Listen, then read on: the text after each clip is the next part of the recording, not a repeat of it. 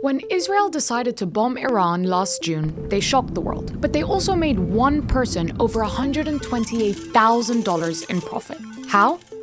That person had bet that the attack would take place using Polymarket.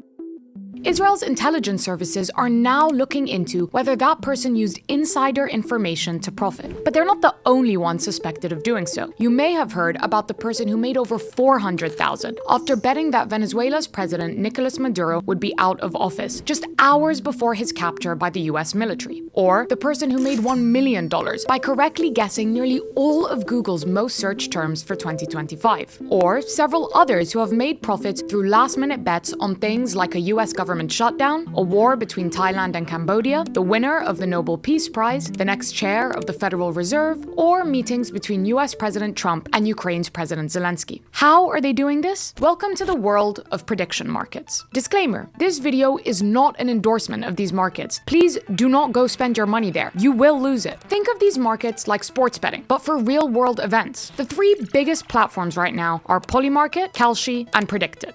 In January of this year alone, nearly $17 billion was traded on Polymarket and Kalshi. But it's not just them. Everyone is racing to get involved. This last year has been this time of hyper growth where these prediction markets went from kind of niche platforms to huge billion-dollar companies. The sky is the limit, and the way that they've taken off across the country is pretty breathtaking. Now, I know when you imagine the crazy world of gambling, cabinet officials or interest rates aren't exactly the juiciest topics. But betting on politics actually isn't new. Traders used to bet on US presidential elections as far back as the 1860s. They were seen as so reliable that American newspapers often cited their odds in reporting. But then came a challenge that betting markets couldn't beat. In 1935, Dr. George Gallup formed the American Institute of Public Opinion, using public surveys to predict that Franklin D. Roosevelt would win the next year's elections. Gallup's success gave rise to a new kind of political forecast, the scientific poll. In the decades that followed, analysts frequently cited polls when recommending policies, guessing election results, or predicting a politician's next moves. Then came 2016. This is a map that is much wider red than we ever anticipated. The map continues to get smaller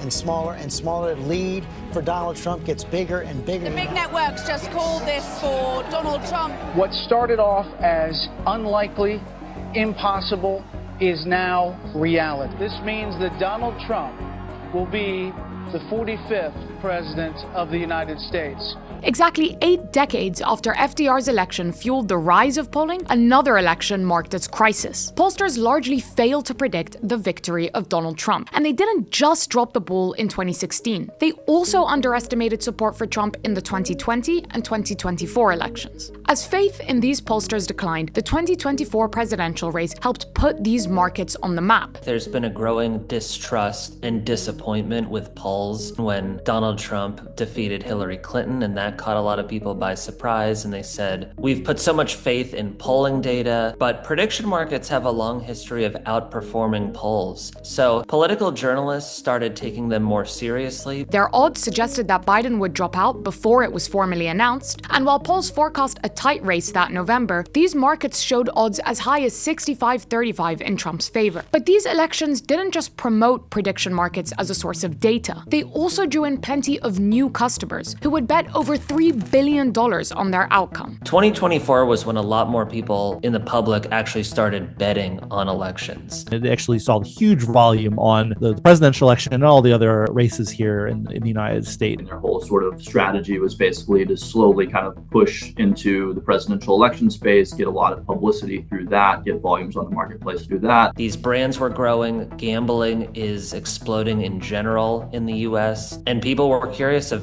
I can win money on politics too. That sounded pretty tempting. Now, they did correctly predict Trump's win, but the way they did so was a little dodgy. In the weeks leading up to the election, Trump's odds on Polymarket had risen steeply. But part of that rise came from just one source, a French trader who had placed a series of bets totaling $30 million million on the president's win. He commissioned his own polls in the United States, and instead of asking people who will you vote for, he asked, who do you think your neighbors will vote for? Because he thought people will be worried to say that, oh, I'm voting for Trump, but they're not going to be worried to say, oh, I think my neighbors are voting for Trump. And those polls showed by a large margin that people were favoring Trump, and that's why he was so confident and willing to put millions of dollars on it. That trader ultimately scored $50 million off Trump's victory, but he also revealed something else, that single anonymous individuals could bet in amounts so large that they actually swayed entire markets. How is that possible? Here's how these prediction markets actually work. They're not like traditional gambling. It's not just you betting against a house. Instead, you're betting against other players. Imagine that you buy shares in a certain event. The price of those shares depends on how likely it is that the event will happen. The higher the price, the higher the likelihood. For example, you might buy a share on a certain candidate winning an election. Let's say he has a 15% chance of winning, so your share costs 15 cents. Now, if the election happens and they win, the probability rises to 100% because they won, and so the price of your share rises to $1. You would then get 85 cents in profit from whatever morons bet on the other guy. These companies say that they're not gambling houses but futures markets, because when you're trading these shares, you're technically trading contracts to exchange something at a future date. That argument has helped them dodge restrictions on sports gambling in US states, because they're regulated by a government agency called the Commodity Futures Trading Commission, or CFTC, instead. But their reasoning isn't entirely foolproof. Yes, technically there's no house, but let's say that you want to bet on something, but you can't find anyone to bet against. Well, these platforms have market makers. Well, market maker is basically a large financial institution that's willing to take the other side of trades so that you can always kind of be trading in a marketplace. So, in some markets, you're not just betting against other random users with the same chances as you, but huge financial institutions. They say, oh, the sports books have all of this data and information, and you're betting against the sports books. Whereas on Kalshi or Polymarket, you're just betting against other users, other average Joes like yourself, right? That's, maybe true to some extent, but it's unclear how true it is in terms of they also are hedge funds and other large financial institutions that are participating in these markets, like Susquehanna, who are market makers, who obviously have a lot more data and information. If you're an average Joe at your computer, you don't really stand a chance against people, at firms who are doing this at such a higher level. The Biden administration was still pretty skeptical of their argument, but the case went to court and Kalshi won. Since then, the Trump administration's embrace of deregulation and cryptocurrency have cleared the way for these platforms. The president's son, Donald Trump Jr., is an advisor to Kalshi and has invested millions in Polymarket. They want this to be a thing that happens, and they see value in it. They want these companies to succeed, and they want these platforms to succeed. They don't want to get in their way. So far, Trump's unpredictable second term has given traders no shortage of events to bet on. So, how far will they go? According to Kalshi's CEO, the sky is the limit. There's a new consumer habit that I don't think is going to be undone. The long-term vision is to financialize everything and create a tradable asset out of any difference in opinion. We haven't even started. It's been a year. After all, it's called Kalshi because Kulshi in Arabic means everything. But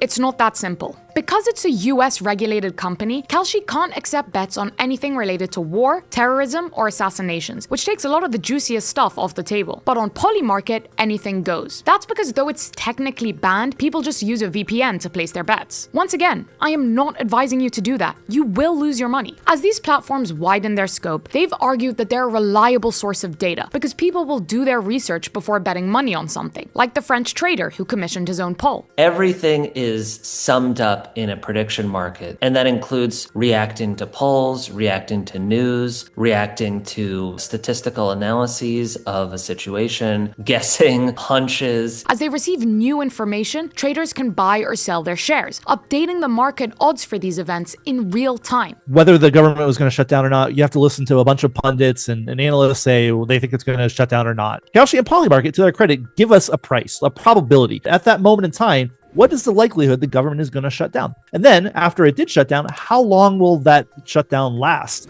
Again, we can listen to people talk about it, listen to politicians, but there was no great answer. Who would be interested in a platform that reacts to news in real time and is willing to pay money to get more coverage? Turning now to CNN. In genuinely what is one of the grimmest developments in news that I have ever seen. Something literally the stuff of my nightmares. They have announced a partnership with Kalshi, a prediction market, much like Polymarket, where they will be officially collaborating together to promote Kalshi, betting odds, and others in CNN. Ladies and gentlemen, welcome to hell. Sports betting has just made its way into the news. I don't know how this is legal. I don't know how anyone involved in this can sleep at night. I think that's the most dystopian I've ever seen. I think it is. I think we've done it. I think we've met the final boss of capitalism, betting on our demise. As media outlets grow desperate for funding, these markets are all too happy to partner up. But that comes with risks. It's one thing to allow people to bet on politics. It's another to present those bets as valuable data. How much money is being traded is a big deal on how much this is going to actually reflect reality. Like, if it's a market with $1,000, we should definitely not be including it as something that is newsworthy, right? Like, it has to have enough people trading on it for it to be kind of meaningful from a data standpoint. Remember the French trader who shifted Trump's odds on Polymarket? You might not even need a spare $30 million to do that. You could very easily place, a couple $1,000s in one of these markets that doesn't have a lot of volume, and that would sort of twist people's perceptions of what the reality might be. While the 2024 election market was huge, the markets for most other political events are pretty small. There's not a lot of money in them, meaning you wouldn't have to bet very much to shift the odds. If there's only tens of thousands of dollars on a market, it's not that hard to bet on something and change the odds, right? Like a down ballot election in the United States, if somebody puts a little bit of money on somebody, that's going to dramatically change the odds for candidates. If your odds are rising in the markets, you might get more press attention, more campaign donations. You're amplifying these voices that we don't know who's speaking, essentially. And this is just sort of the ultimate end game of that, right? Where you can literally put as much money as you want into something that is purporting to be a polling device. But it's not just the super wealthy who have an advantage. The traders who profited off US action in Venezuela, Israel's bombing of Iran, and Google's most searched terms were all suspected of the same thing: insider trading. That means they may have used their access to confidential information to make a profit. These companies say that they're against that, but how easy is it to stop in practice? As for insider trading, that's, as they say, a feature, not a bug. It's borderline impossible for these platforms to investigate and catch people doing that. And there are so many markets now, it would take, an army of staffers to investigate that. And do they even want to? Some people have said, we really want inside information, right? This helps us get through the truth better. It's something that's been debated in the industry and in politics right now. The numbers do suggest a very skewed playing field. Remember when I told you you'd lose your money? I wasn't being cute. In total, only 12% of Polymarket's users have made a profit. On the flip side, less than 0.04% of accounts have captured over 70% of total profits on the app. The number suggests that these markets consist of a few people with key information who make money off morons like you and me. But it's not just about other bettors. What if people in power change their decisions to score betting wins? Someone in their administration might be looking out for a bet when they push for a certain policy. This is just a very explicit way of motivating them to push for a certain action. Or if foreign enemies saw changing market odds as signs of an impending attack. Is there a world where people could try to send false flags through trading on Polymarket for a small amount of money on a relatively illiquid market? The traders in these markets could seriously impact the same events that they're betting on. So could this spiral out of control? There is pressure on these platforms sort of to police themselves now after some of these highly publicized incidents. And the question is, how are they going to do that? After the Maduro capture, Congressman Richie Torres introduced a bill to try and crack down on insider trading in these markets. But the chief regulator, Trump's appointee Michael Selig, is trying to get ahead of the curve to reassure investors that they're here to stay. The CFTC is taking an important step to ensure that these markets have a place here in America. To those who seek to challenge our authority in this space, let me be clear. We will see you in court. You're going to see rules that future-proof it so that this can't get unwound in 4 years if there's a Democratic administration. At the moment, betting for non-sports events is still pretty small overall, and it's still unclear how much ordinary people are actually interested in this stuff outside of big election years. Kalshi is something like 90% sports event contracts. They don't want to just be a sports betting exchange. They would like to be everything else. I don't think that there's enough volume on these marketplaces to bet on these political events or, very sort of niche events to sustain a business for long term. It's one thing to bet on sports or elections when you're paying so much attention to elections to begin with. Whether people will want to bet on, whether a bill will pass the legislature, I don't know. I mean, if you knew you were betting against an expert, would you want to put your money in? There definitely is an endpoint where insider trading is just so rampant, then yes, why would I trade into this? This interest could change over time. Between uncertainty over US action in Iran, this year's midterms coming up, and the 2028 presidential elections, there's still plenty of high-stakes events for people to bet on. And as news outlets partner up and big investors pour in, it looks like this is just the beginning.